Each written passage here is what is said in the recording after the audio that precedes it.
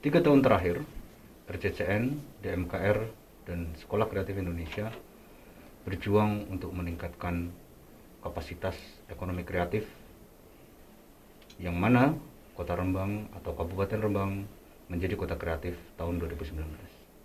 Saya, Dwi Aristia, dalam dialog ekonomi, pengembangan ekonomi kreatif di Kabupaten Rembang.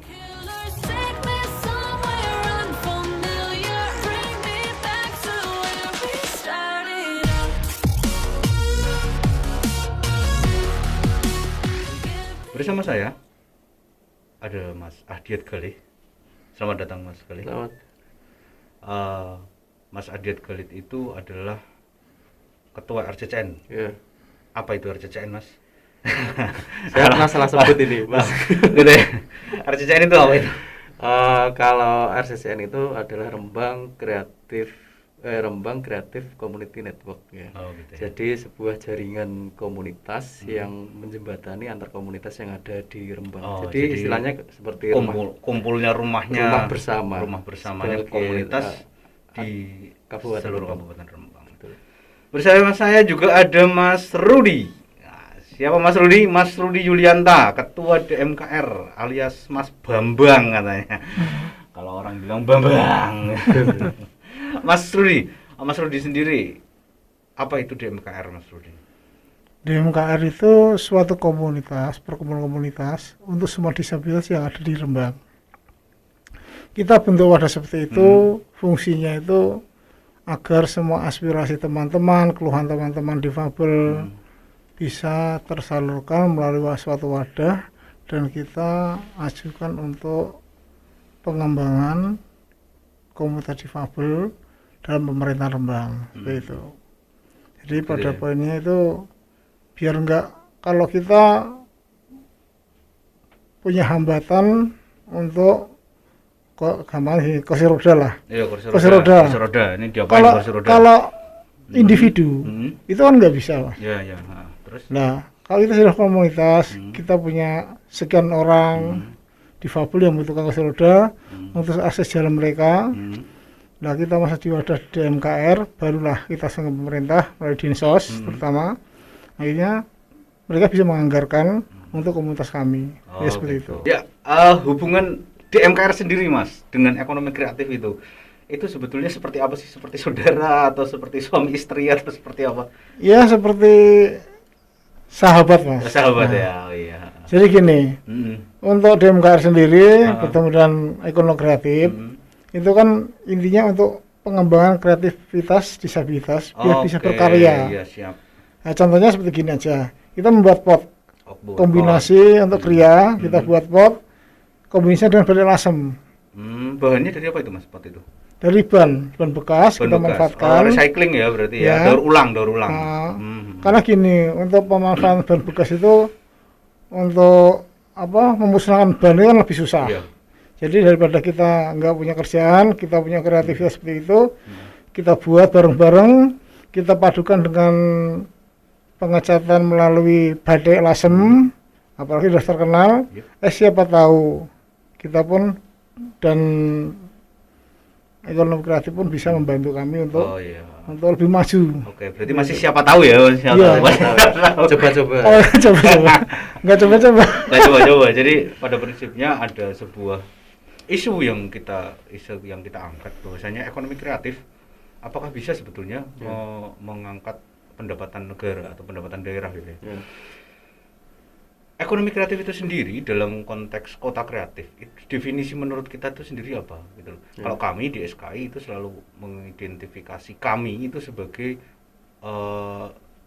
institusi yang meningkatkan insan kreatif, meningkatkan sumber daya manusianya gitu ya. Jadi kapasitas insan kreatif kita salurkan di SKI dengan 17 subsektor yang ada. Nah, menurut Mas Galih dan Mas Rudi sendiri, definisi kota kreatif itu sendiri yang seperti apa? Tentu kalau kita bicara soal definisi kota kreatif itu banyak versi ya, Mas. Tapi kita mengacu pada yang ada di Indonesia karena sejarah ekonomi kreatif itu kota kreatif itu kan bermula dari Inggris, Mas. Bermula dari Inggris ya. Dan risetnya itu ke sini itu diinisiasi oleh British Council, Mas, dari Inggris. Oh, British Council. Iya. Jadi inisiasi kota kreatif di Indonesia itu dulu mengadopsi dari Inggris, Amerika, Kanada, kemudian Jepang, kemudian Australia. Oke, berarti risetnya memang sudah terjamin di sana. Nah, Oke. kemudian Indonesia sendiri terdaftar itu masuk ke kalau nggak salah sekitar 36 kota yang ada di dunia, Mas. Dunia. Itu Pekalongan dulu, baru kemudian tahun 2015 di Bandung. Bandung. Kalau kita pengen mengartikan kota kreatif, kalau kita ambil kesimpulan ya, adalah sebuah kota yang ramah terhadap ekosistem ekonomi kreatif. Oke, ekosistem ya. Iya, ekonomi kreatif itu sendiri apa? Ekonomi kreatif adalah ekonomi yang berbasis pada sumber daya akal pikiran manusia. Artinya ketika sumber daya alam ini sudah mulai habis untuk dikeruk, apalagi yang bisa kita tingkatkan untuk menunjang perekonomian. Jadi tidak hanya sekedar habis pakai. Betul. Gitu ya. Nah, berarti memang sumber daya manusia itu yang memang perlu ditingkatkan. Betul.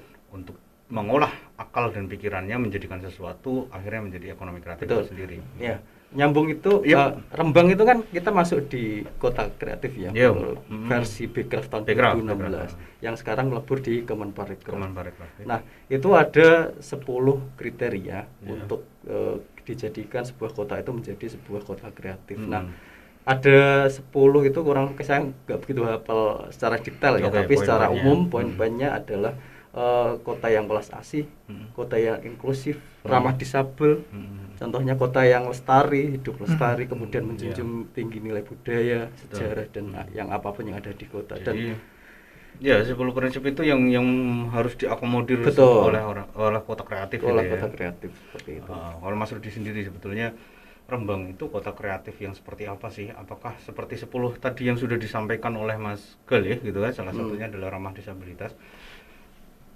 Nah, benar jenengan sendiri nih, Ketua DMKR nih. Ketua DMKR mengulik kota Rembang menjadi kota kreatif itu yang monggo. Kalau di nama kota kreatif tadi memang seperti Mas Galih sebutkan tadi, memang kategori seperti itu. Tapi yang pada umumnya kota kreatif itu kan gini. Untuk ramah difabel yang utama, yang kedua itu kita juga berbasis dengan anak-anak. Oh iya. Nah, jadi kita buat gimana supaya tempat bermain anak itu bisa lebih fokus di situ, orang tua bisa mengawasi. Nah, itulah termasuk kota kreatif yang kami harapkan seperti itu. Gitu ya. Tapi pernah nggak sebetulnya DMKR itu melakukan sebuah audit publik misalnya, apa audit fasilitas publik itu untuk teman-teman disabilitas gitu? Misal jalan kemana gitu fasilitasnya ternyata untuk teman-teman disabilitas belum bisa menikmati fasilitas itu misalnya. Kalau di Rembang banyak, Mas. Memang banyak, ya? Memang belum, jujur aja belum ramah difabel.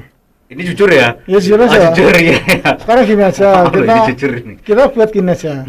Kata alun-alun, mungkin bagi mereka memang ramah difabel, tapi dalam kesehariannya memang belum begitu ramah difabel. Karena tanjakan lebih tinggi. Kan ada aturannya seperti itu. Yang selanjutnya kan seperti kayak kantor-kantor katakanlah. Itu tempat kamar mandinya untuk orang difabel nggak bisa. Terus untuk eksploitasi jalannya pun juga sulit kan itu. Berarti dalam perencanaan tata kota sebetulnya difabel atau teman-teman disabilitas itu perlu dilibatkan istilahnya untuk dialog bahwasanya gimana sih sebetulnya fasilitas publik ini bisa merangkul, bisa termanfaatkan oleh teman-teman disabilitas gitu ya. Ya, intinya seperti itu. Oke. Kalau DMKR sendiri Mas, anggotanya sekarang berapa sih? Membernya apa sih namanya anggota ya? Anggotanya berapa sih? Kalau keseluruhan global 4.803. Wih, 4.000 Mas. Ya. Itu termasuk globalnya ya. Kalau yang produktif itu mungkin baru tercatat 2000 berapa gitu. Yang produktif yang sangat potensial untuk ekonomi kreatif tentunya ya. Ya, untuk kota kreatif. Kalau RCCN sendiri Mas Galih, RCCN itu anggotanya berapa sekarang? Kalau di RCCN sendiri yang tercatat ya Mas, ini sekitar 80 komunitas. 80 komunitas. Iya, satu komunitas itu kan nanti bisa juga banyak orang. Jadi itu yang tercatat. Kalau yang tidak tercatat kita sedang melakukan komunikasi dan endingnya nanti bagaimana teman-teman komunitas yang lain itu juga bisa ikut termasuk bareng. Termasuk itu enggak sebetulnya punya enggak sih semacam buku panduan gitu untuk RCCN sendiri, buku panduan untuk bagaimana sih menjadi kota kreatif gitu?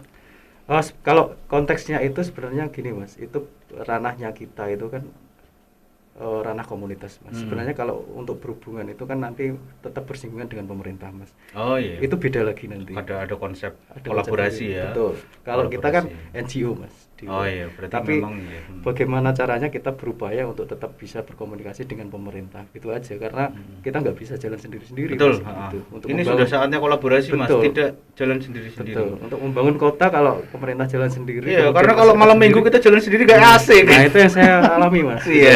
Oh gitu ya. Jadi memang pernah ya mengalami seperti itu jalan sendiri gitu. Sering. Oh sering gitu ya. Tapi nggak Ini apa-apa. jalan sendiri ke organisasinya apa jalan sendiri orangnya? Saya sering jalan sendiri. Kesini aja sendiri ya. Oh iya ya. Oh, kasihan banget sih ya. Ada yang mau mendampingi silahkan hubungi Mas Adiat Galih, nomornya ada di sini ya, nanti bisa menghubungi panitia untuk calling Mas Adiat Galih Iya, mau iya. mendaftar. Kurang lebih seperti itu. Ya, RCCN sendiri Mas, tadi Ya. disampaikan kolaborasi dengan pemerintah. Ya. Sebetulnya kolaborasi itu lebih masuk kepada kolaborasi yang seperti apa sih Mas? Kita kalau bicara itu kita lihat perkembangan sampai detik ini ya, sampai hari ini. Memang karena kita juga mengangkat isu ekonomi kreatif yang notabene adalah isu yang masih baru gitu. Kalau kita ingin bersinggungan dengan pemerintah gitu, ini kan agak rancu gitu. Artinya ini apaan sih ekonomi kreatif itu apa? Kontradiktif lah Betul. ya. Ini apaan sih? Apakah ini nanti akhirnya bisa kita pegang atau malah jadi ngerusuhi kan gitu ya Mas. Nah, proses-proses itu yang kita Nah, ono sing barang gampang kenapa kudu sing angel ya? yes, kurang lebih kayak gitu lah. Makanya Mas Galih yang bilang bukan saya lah ya. ya kita bicara memang kondisi dimanapun Oh, Mas, iya, ini itu memang tidak betul. cuma di Rembang, di banyak tempat juga Banyak seperti tempat itu memang karena seperti ini itu. isu baru gitu. Iya. Tapi alhamdulillah untuk di akhir-akhir ini itu sudah banyak mulai dari OPD terkait yang mulai bisa kita ajak komunikasi Mas, Iya. gitu. Gitu. Ya contohnya di perekonomian sendiri, Oke. kemudian di pariwisata, terus kemudian di Kominfo kita sudah menjalin komunikasi dan meyakinkan bahwasanya kerja-kerja kami ini juga ikut meringankan beban-beban yang dilaksanakan oleh pemerintah gitu. So, kita intinya berbagi peran lah. Kita tidak ingin ngerecoki, tidak ingin ngerusuhi seperti itu kurang lebih. Ya, termasuk di MKR ya. Di MKR adalah salah satu anggota komunitas di RCCN itu sendiri. Di MKR sendiri, apakah sementara ini Mas Rudi sudah banyak berkolaborasi dengan banyak institusi gitu, misalnya organisasi atau pemerintahan gitu? Ya alhamdulillah di MKR sudah banyak berkolaborasi juga dengan pemerintahan ya. Tadi mau nggak mau harus tetap kita mematuhi aturan seperti itu. Kolaborasi ya. Nah, yang kedua kita juga membuka komunikasi dengan komunitas lain. Contohnya gimana? Ya seperti katakan gampangnya dengan SSN yang SSN. pertama. Yang kedua dengan non difabel yang difabel lainnya kayak Bu Yun di Bilik Bandung, Bilik Bandung. dengan Lentera, dengan URCD. URCD kan sejateng naik motor itu. Oh gitu. Jadi komunitas motor itu jadi kita kemana aja ada kesulitan kita siap bantu, saling membantu seperti itu. Kalau Bilik itu kalau nggak salah NGO-nya udah internasional ya, Sudah. udah banyak, Iya, sudah. banyak berkolaborasi dengan NGO luar negeri ya Mas ya. Ya. Kok bisa ketemu sama Bu Yuni itu gimana Mas ceritanya Mas? Luar biasa itu. Itu orang paling terkenal loh sejagat alam semesta ini loh. Ya itu kan gini Mas. Suatu saat kita tuh memang kita punya undang-undang. Kalau kita tetap di tempat Rembang aja, kita hanya jongkok toh. Kapan kita belajar ke tempat lain yang lebih kapasitasnya lebih memadai, lebih bisa mengayomi untuk dan menarik domestik lain yang bisa untuk membantu kami. Nah terus akhirnya kita ngomong dengan teman-teman, akhirnya kita bisa mengadakan kapasitas building di Bandung. Oh iya. Ke sana kita ketemu dengan Bu Yuyun Bilik Bandung. Nah kita tahu organisasi yang gimana atau yang sebenarnya yang harus kita jalankan biar nggak rancu. Karena gini, di Rembang Pus sendiri itu ada beberapa komunitas disabilitas. Toh kalau seandainya kita kalau nggak belajar seperti itu, kapan kita tahu? Kan memang harus perlu banyak jalan-jalan ya. Nambah jaringan, Mas. Nambah jaringan. relasi. Kayak di Blora, kita sama ke Blora kita main. Ada apa tau di Blora, gimana cara gini. Nah itu kita sharing, karena kita banyak kekurangan juga. Nah kita saling saling apa melengkapi saling lah ya. Saling saling- melengkapi, bertukar informasi, Nah, itu. kemudian bertukar ilmu seperti itu Iya. ya. Untuk Mas Galih sendiri, sebetulnya saya tertarik dengan yang namanya ekosistem ekonomi kreatif Iya. tadi itu. Sebetulnya ekosistem ekonomi kreatif itu sebetulnya seperti apa sih? Gini Mas, kalau saya bayangan saya itu secara garis besar seperti ini Mas. Kita contoh ke yang kota yang menjadi rujukan kita sekarang kan di Bandung ya Mas. Bandung ya. Bandung, Jogja dan beberapa kota-kota lain. Kita lihat di situ bahwa sektor ekonomi kreatif itu sudah bisa dijadikan salah satu sektor unggulan di kotanya masing-masing. Karena apa? Ya. Karena ya pemerintah juga support di situ Mas. Gitu. Gitu ya. Pemerintah support. Jadi kita lihat bahwasanya di sana sudah muncul banyak dari kelompok-kelompok musisi, kelompok dari bidang perfilman, dari fashion itu banyak dan itu mereka bisa menghidupi banyak orang dari situ juga gitu. Dan harapannya di Rembang juga saya kepengen kurang lebih kita meniru walaupun tidak menjiplak ya, kita memodifikasi ya, nanti kita tetap menyesuaikan seperti apa nanti kondisinya di Rembang seperti itu.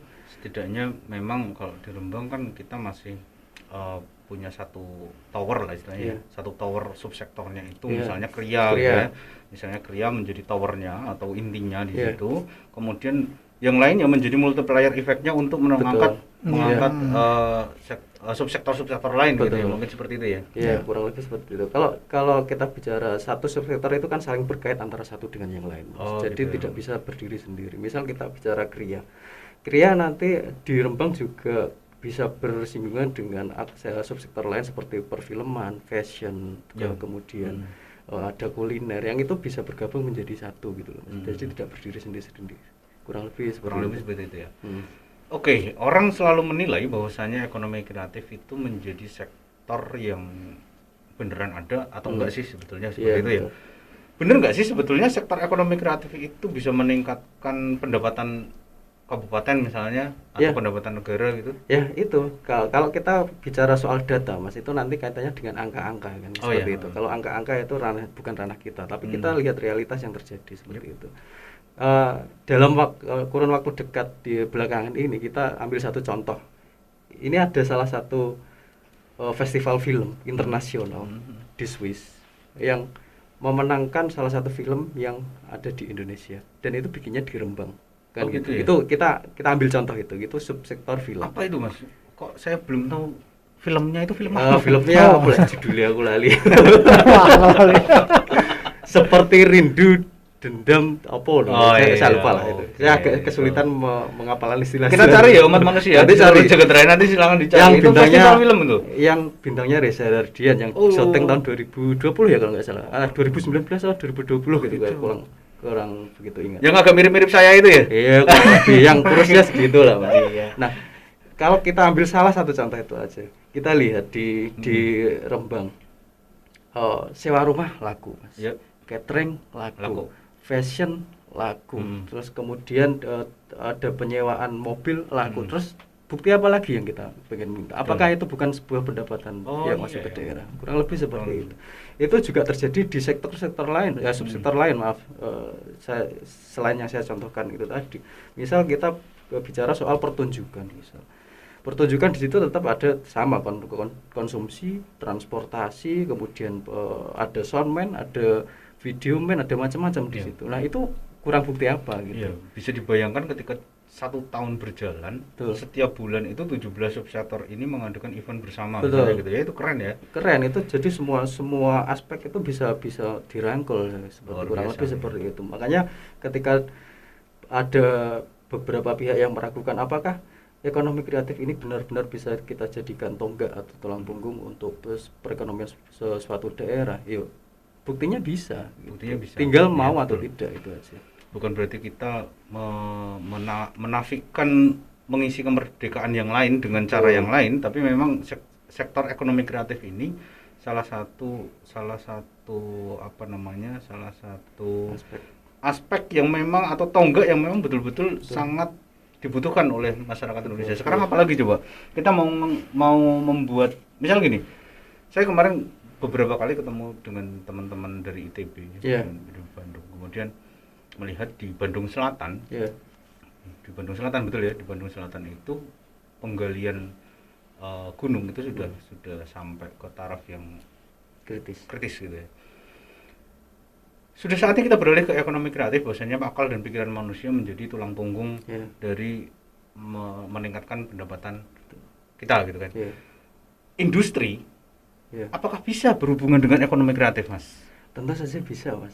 Kita kalau kita bicara soal ekonomi kreatif loh, kita lihat di lapangan sekarang juga banyak industri-industri yang basicnya ekonomi kreatif. Gitu industri ekonomi kreatif, industri perfilman, industri fashion. Apakah itu bukan subsektor dari ekonomi kreatif? Betul. Kurang lebih begitu, Mas. Jadi kita gunakan semaksimal mungkin akal pikiran manusia itu sebagai sumber daya yang utamanya, kurang lebih begitu. Karena kalau kita mengandalkan sumber daya alam itu nanti lama-lama juga habis. Nah, kalau sudah habis, kalau kita tidak punya basic punggung ekonomi, apalagi kita kan akan kebingungan ini mau ngapain sendiri istilahnya gitu ya. Kalau gunungnya sudah tergerus, tinggal orangnya yang tergerus gitu ya. Ngapain enggak bisa. Iya betul. DMKR sendiri banyak nggak sih di DMKR sebetulnya anggota DMKR yang memang bergelut di ekonomi kreatif? Tadi kan disampaikan sekitar 2000-an gitu. Biasanya masuknya ke subsektor apa kalau di DMKR sendiri?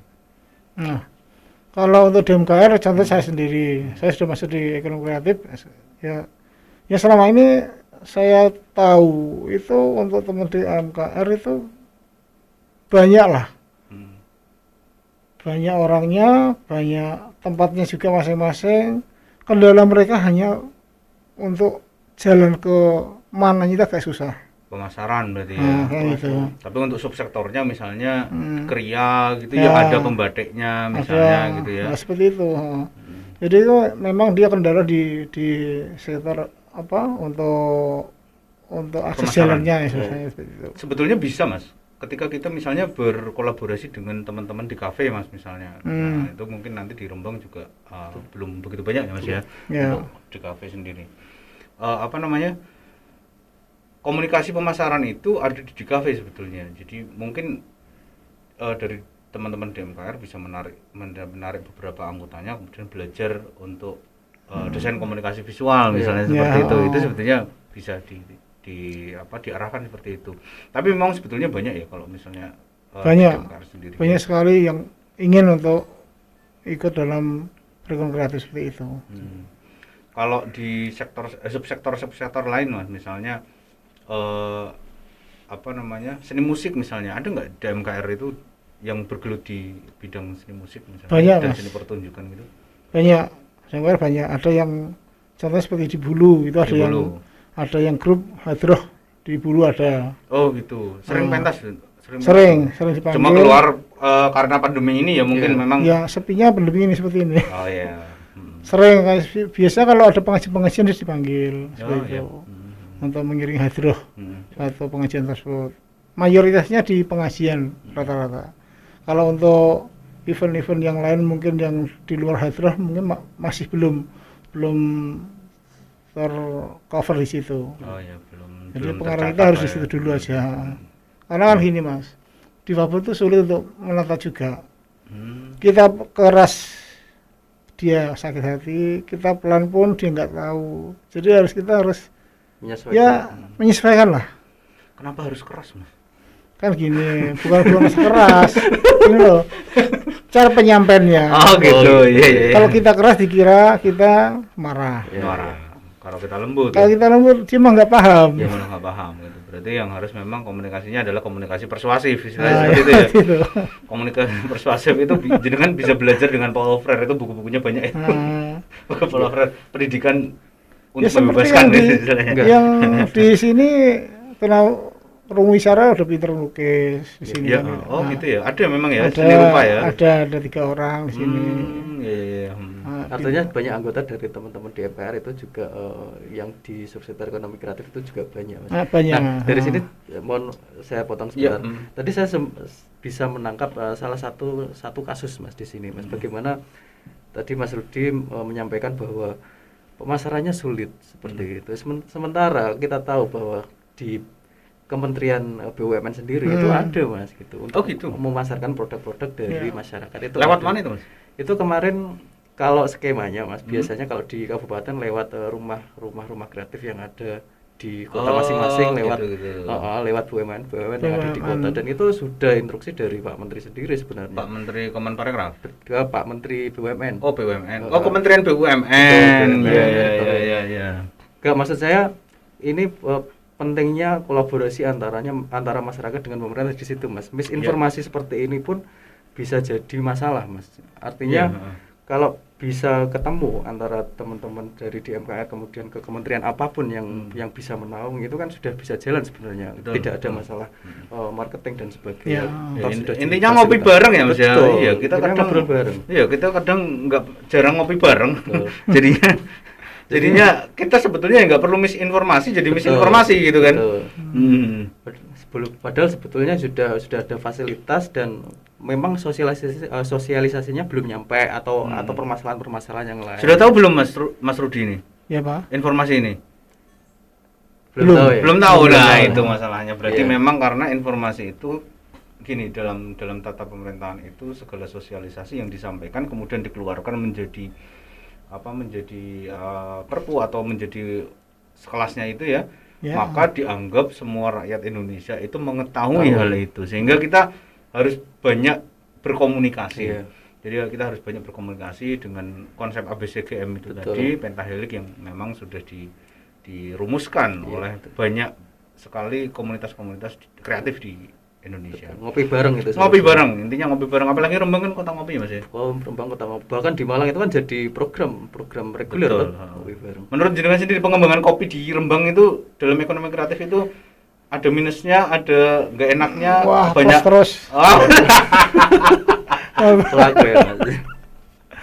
Udah jalan sendiri gimana? Ini kopi ya, Mas. Kopi kalau lebih masuk kuliner ya, tapi khususnya kopi. Kita bahas kopi. Kopi dulu. Rembang itu kan sebetulnya bukan cuma Rembang ya, Mas. Di daerah sekitaran Rembang juga mengklaim bahwa punya produk kopi yang namanya kopi lalat itu, Mas. Cuman kalau di Rembang sendiri kan kita memang belum punya kebun kopi, Mas. Gitu.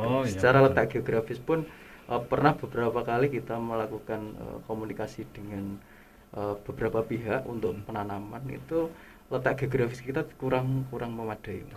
Karena dataran tertinggi kita itu kan di Gunung Argopuro itu kan cuman 806 mdpl, sementara kopi itu lebih dari itu. Berarti kita memang lebih kepada packaging dan pemasaran produk gitu ya. Makanya itulah peran dari teman-teman pelaku ekonomi kreatif untuk meningkatkan nilai, Mas, gitu. Jadi kopi itu kan kita kan cuman ngolahnya saja, Mas, di sini, Mas. Kita memberi tambahan nilai kepada pengolahan dan cara penyajian. Betul. Itu ada salah satu produk ekonomi kreatif, karena itu kalau tidak berdasarkan inovasi itu juga hampir tidak mungkin. Pasti. Tidak punya produk kopi yang dari Rembang. Padahal kita kebunnya nggak punya loh ya di sini kan. Seperti itu kurang lebih. Tapi Rembang menjadi kota 1001 kopi kan. Iya, loh, kopinya dari mana kan? Kopinya dari mana? Walaupun tulisannya kopi lasem betul. Nah, itulah hebatnya ekonomi kreatif di situ salah satunya. Mas. Jadi kita bisa meng-create kopi lasem, di mana kebun kopinya nggak ada. Nggak ada. Tapi dari mana? Dari lasem. Kan seperti itu, Mas. Iya, betul. Saya pernah itu kalau kita ngomong soal produk subsektor ekonomi kreatif ya, salah satunya di Kria. Dalam buku Batik Work terbitan Belanda tahun 1894 kalau nggak salah. Di situ dicantumkan sebuah kota yang bernama Lasem, yang saat ini menjadi sebagian dari kota Rembang. Batiknya berbeda dengan batik-batik yang lain, dan batik ini keluar pakem dari pembadikan di batik-batik yang sudah punya pakem. Ciri khasnya adalah batik pesisir, dan kita punya satu kelebihan, yaitu bebas independen untuk memproduksi batik dengan motif. Nah, itu di Batik Work itu ada. Jadi tahun 1894 itu sudah Belanda pun sudah mengetahui bahwasanya itu adalah salah satu subsektor subsektor ekonomi kreatif yang memang perlu dipertimbangkan. Jadi dalam beberapa pameran textiling itu di Hindia Belanda ataupun di Batavia misalnya, Lasem itu selalu mengeluarkan sarung-sarung batik. Sarung-sarung batik, kemudian yang disebut di situ ada petis itu sarang ya kalau misalnya petis sarang atau terasi bonang. Nah, itu pasti ada gitu. Itu pasti ada. Jadi kita kurang apa sebetulnya ekonomi kreatif. Iya. Nah, menyangkut itu di era digital ini, Iya. di era digital ini, sebetulnya ekonomi kreatif itu menurut Mas Galih dan Mas Rudi sendiri itu berhubungannya seperti apa sih? Iya. Apakah kita bisa ekonomi kreatif itu yang dengan akal dan pikiran itu mencapai revolusi 4.0 yang sekarang ini, revolusi industri 4.0 yang sekarang ini digadang-gadang kita akan digantikan oleh artificial intelligence misalnya. Seperti itu ya. Monggo silakan. Monggo, siapa Mas Rudi? Mas Rudi dulu atau Iya. Mas Galih? Mas Rudi dulu Iya. monggo. Ya gini contohnya seperti ini. Dengan digital seperti itu, katakanlah kita ambil pendataan. Pendataan nggak semua harus pendataan memang harus buku, tapi nanti kan kita buat aplikasi, Oh ya. aplikasi komputer itu untuk pemetaan mana yang teman-teman yang produktif kreatif, mana yang tidak. Ada tapi Mas. Ada seperti itu. Wih keren ini seneng saya ini kayak gini nih. Jadi Keren kita sekali. seperti itu, karena gini ya. Jadi itu input tinggal masukin aja huruf A langsung keluar semua gitu ya. Iya otomatis. Langsung terkolom-kolom Oh, sendiri kayak gitu ya. sudah, Oh, keren itu. Jadi bisa memilah mana yang produktif di sektor subsektor ekonomi subsektor apa misalnya dari 17 subsektor ekonomi kreatif gitu ya. Ya. Langsung keluar di situ semua dalam pendataan. Iya, nanti dalam kan gini pendataan itu. Mas. Nanti untuk yang produktif kita olah sendiri sesukian rupa untuk menghasilkan penghasilan juga untuk mereka juga. Pelatihan, pembekalan itu pasti, dan pemasaran yang pasti lagi. Oke. Dan nanti dari sekian itu nanti kita apa namanya kita olah bersama untuk membantu teman-teman difabel yang non produktif. Iya. Kasihan mereka karena memang dia hanya seperti itu. Tapi pembuatan aplikasinya bekerja sama dengan yang lain atau memang sendirian? Oh, kalau kita buat aplikasinya tuh kerjasama dengan teman-teman yang lain, terutama dengan teman-teman kreatif otomatis itu. Oh, gitu, gitu ya. Jadi kita memang buat kolaborasi seperti itu tadi Iya. ya memang yang dibutuhkan Jadi ya. kita gampangnya gimana di saat di berbagai digital seperti ini, Yep. kita supaya lebih praktis lagi. Meta-meta pasti, untuk pendataan jelas-jelas pasti seperti itu. Ya. Nah, jadi kan bisa bantu teman-teman yang lain lah. Yep. Nah, yang kreatif bisa untuk bantu yang lain, yang belum kreatif pun bisa kita ajak untuk lebih berkembang lagi. Oke, Seperti itu. Seperti itu ya, Mas Galih sendiri. Ya, kalau kita bicara di era digital ini itu kan juga merupakan produk dari ekonomi kreatif, Mas. Gitu. Jadi Oh iya betul ya. Oh, iya, Jadi iya. kalau ditanya bagaimana cara menyelesaikannya bagaimana wong itu produk kita kan Oh, iya, seperti itu. memang itu sudah menjadi barang makanan kita Betul. sehari-hari. Jadi inilah pentingnya bagaimana kita menggeber isu ekonomi kreatif agar tetap berjalan karena zaman itu terus berjalan, Mas. Dan akal pikiran manusia itu mau tidak mau harus mengikuti. Gitu. Nah, salah satunya adalah era digital ini. Ya kita tidak akan gagap untuk menghadapi era digitalisasi seperti ini karena kita memang yaitu makanan kita sehari-hari. Iya, seperti yang dengan sampaikan ya. Jangan-jangan kita punya smartphone tapi nggak smart gitu. Nah, itu kurang lebih seperti itu. Kan seperti itu. Harus diolah lagi Harus akal diolah pikiran lagi. itu. Memang itulah produk-produk akal pikiran yang memang kita sudah saatnya untuk menyehatkan akal pikiran kita gitu ya. Termasuk Ya. hati kita karena kalau nggak pakai hati akal pikiran Iya, tok kan ya repot Iya. gitu kan ya. Betul. Oke, kalau di industri kreatif sendiri menyangkut mengulik atau mengkorelasikan industri kreatif tadi. Ketika industri itu sudah muncul, Betul. pemasarannya itu terus bagaimana? Kita melakukan pemasaran dari industri kreatif itu sendiri. Sementara di Rembang itu industri kreatifnya masih belum secanggih yang ada di kota-kota lain. Oh, iya. Seperti itu. Pemasaran gitu, kalau bicara soal pemasaran itu kembali lagi kita gunakan akal pikiran kita ya, Mas. Pasar itu bisa terbentuk kalau ada marketplace-nya, Mas. Nah, kita mikir bagaimana kita membuat marketplace-nya. Nah, marketplace itu bukan berarti kita harus bikin aplikasi marketplace atau marketplace itu kan tempat orang berkumpul. Yep. Kemudian ada kegiatan di situ, ada transaksi di situ, ada perputaran ekonomi di situ kan. Istilahnya pasar gitu. Pasar ya. kan Iya. seperti itu. Nah, menghadapi era digitalisasi seperti ini, kita melakukan pola-pola hybrid, Mas. Jadi Contohnya apa itu? online juga Oh iya. bikin, iya, yang iya. offline juga bikin. Juga Jadi bikin. tetap bergerak beriringan, kurang lebih seperti Ya. itu. Jadi untuk mengumpulkan orang seluruh dunia, Ya, kita dengan online mengumpulkan orang sekitar dengan offline ya. Mungkin seperti itu ya. Seperti itu. Konsepnya adalah seperti itu. Seperti itu. Jadi misal kita bicara kalau untuk mengumpulkan orang, salah satu caranya misal adalah festival mungkin ya, mungkin festival itu kan juga bisa online bisa offline seperti betul. Itu. Festival itu kan nanti orang-orang akan dari berbagai macam background itu akan berkumpul, kemudian di situ ada kegiatan, ada pergerakan, ada perputaran ekonomi di situ. Begitu. Oke. Teman-teman umat manusia di seluruh jagat raya dan alam semesta, jangan lupa kita ada hadiah menarik dari panitia kita, dari penyelenggara, dari penyelenggara kita ada 1 smartphone dan hadiah-hadiah menarik yang lainnya. Pertanyaannya adalah siapa nama 2 narasumber kita kali ini dan dari mana organisasinya? Kita tunggu jawabannya. Ada di live chat atau yang lainnya, nanti bisa menghubungi nomor yang ada tertera di bawah itu. Di bawah itu. Di bawah sini apa sih ini Mas? Saya bingung ya di bawah mana gitu. Jadi di bawahnya adalah di bawah ekonomi kreatif. Gitu ya. Kita lanjut nih Mas. Seru nih. Seru. Ekonomi kreatif sendiri Mas. Rembang menuju smart city. Nah, sebentar lagi kita akan menuju smart city. Akan berada di mana sektor ekonomi kreatif ini berada? Kalau kami sendiri di Sekolah Kreatif Indonesia itu selalu mengedepankan edukasi, mengedepankan peningkatan kapasitas. Kami ada punya yang namanya Diklatsuh Mas. Jadi pendidikan, pelatihan dan pengasuhan itu menjadi konsep kami. Sehingga kami terbiasa kalau jenengan selalu mengatakan tadi menggunakan akal pikiran, dan kami di SK itu selalu membiasakan bahwasanya kita buang akal pikiran kita Mas. Jadi kita dibuang, kita dibuang gitu. Jadi peningkatan kapasitas itu nggak pakai pikiran, nggak tahu seperti apa. Nah, kita akan masuk ke wilayah itu, Rembang menuju smart city. Di mana letak ekonomi kreatif nih, gitu. Kita apakah bisa mencapai yang seperti yang kita harapkan, atau kita hanya stuck di sini saja, atau justru kita malah mundur ke belakang, gitu kan?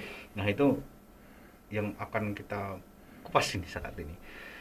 Mas Galih dan Mas Rudi, silakan. Mas Galih dulu. Siap. Sebelum coba kita ngobrol soal smart city, itu kan memang konsep-konsep smart city itu kan bukan cuma diterapkan di Rembang sebenarnya. Artinya di kabupaten dan kota-kota lain juga mulai melirik untuk menjadikan kotanya itu menjadi arah ke smart city, lebih seperti itu.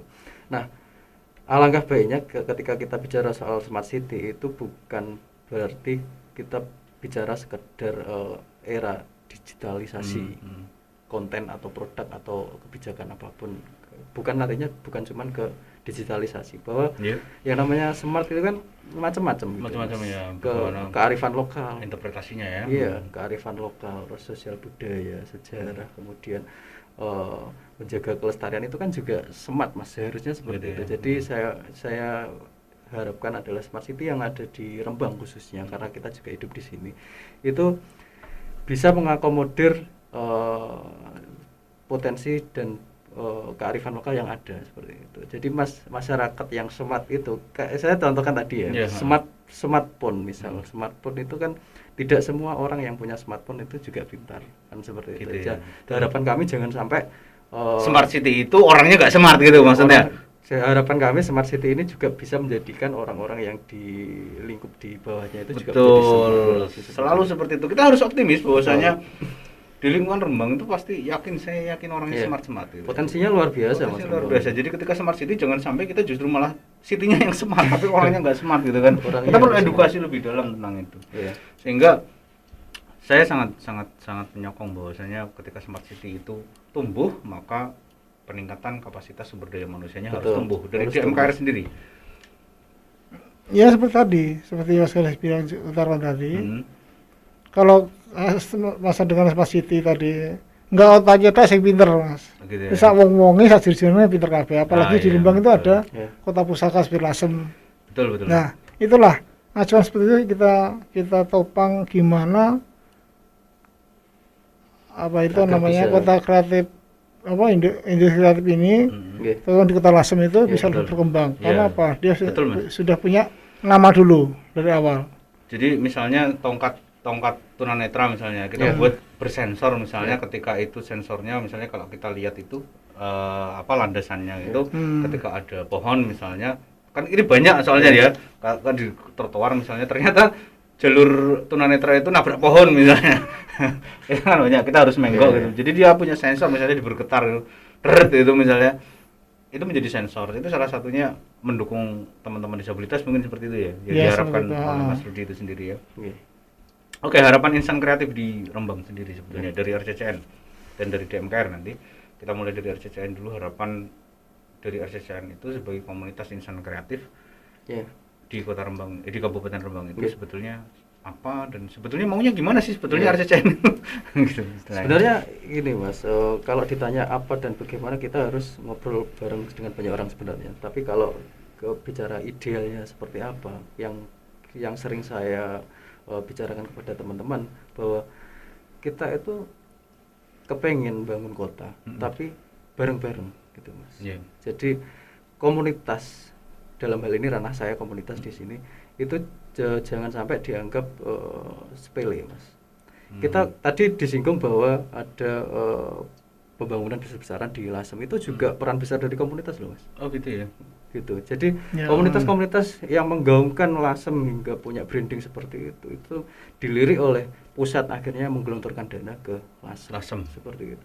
Jadi teman-teman di komunitas ini juga, setiap komunitas saya yakin punya tujuan bersama untuk membangun kotanya masing-masing, khususnya di Kota Rembang gitu. Dan harapan kami adalah, ayo kita bagi peran antara masyarakat dengan pemerintah.